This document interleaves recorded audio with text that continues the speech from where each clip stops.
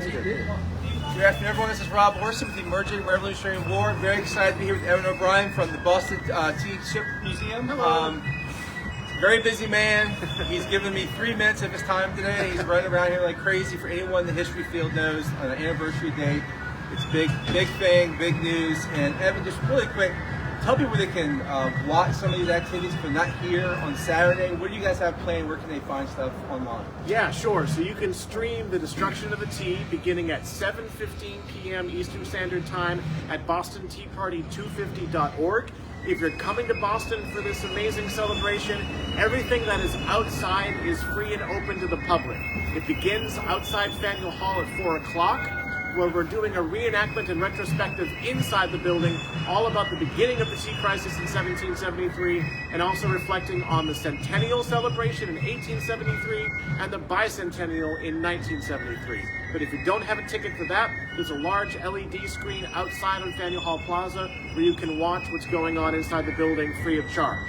Then up the road just a little bit, our colleagues at Revolutionary Spaces will be producing the Meeting of the Body of the People, a great reenactment in that building all about the conclusion of the tea crisis. But if you don't have a ticket for the interior portion for that as well, don't fret. There's outdoor programming in downtown Crossing beginning at 6 p.m.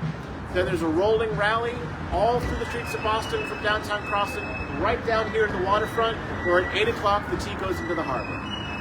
So he has that memorized. How many times have you said that over the past It's about my couple 30th months? interview in a few days, so yeah. If you've never been to the Boston Tea Party Ships and Museum, it's a fantastic spot. It's very interactive, especially if you have a family. Kids love this place. It's excellent. But Evan does some great research when it comes to the Boston Tea Party, or the destruction of the tea, as they called it.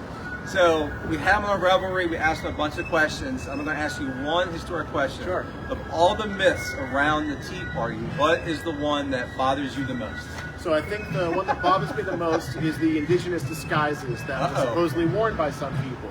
So it is true that some of the Sons of Liberty wore an indigenous disguise. However, if you were to go on the internet right now and type in Boston Tea Party and do an image search, you'd get probably 200 of the most ridiculous, outlandish images you could ever dream of. Today's pretty chilly. It was a freezing cold December night 250 years ago. We had just had rainy weather. There'd be no one shirtless running around here destroying the tea. All right, so it is true that some were disguised. What those disguises exactly were, we're not entirely sure. But we know they were not exactly what you would see in an image search. There were no headdresses involved. As a matter of fact, there was not a single Boston Tea Party first-person account written by anyone who we know was on board these vessels that ever mentioned the word feathers. We believe they were wearing cloaks. They darkened their faces a bit with smears of lampblack and soot to conceal their identities. Some were disguised, but we also know that a lot of people were not disguised. A lot of those folks were caught up in the emotion and the fervor as the Sons of Liberty marched from Old South down to the waterfront. Young apprentices, even kids as young as 12 years old, got caught up. And of course, a lot of them, because they may not have planned on being on board the ships, they weren't disguised at all. So not everyone was wearing some sort of costume, and what that costume looked like is almost nothing like what you would see online. One of the biggest debates about this whole event is what they were wearing. One of the great things we saw today in some of the cemeteries throughout town is the markers you all are doing, the participants. That's fantastic. You have one, Paul Revere. I know I said one history question, really two. How do you know Paul Revere was involved with this?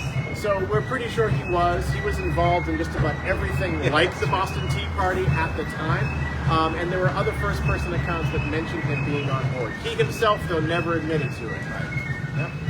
Well, thank you, Evan. Of course. If you've not been here, please visit here. If you're here this weekend, you're going to have a great time. If not, you guys are open 365? Almost. We're closed on Thanksgiving and Christmas, we're open every other day. Check it out. Thank you, Evan. If you can't come up here in Boston anytime soon, check everything out online at the websites, and we'll share it to our website as well. Thank you, Evan. Thank you.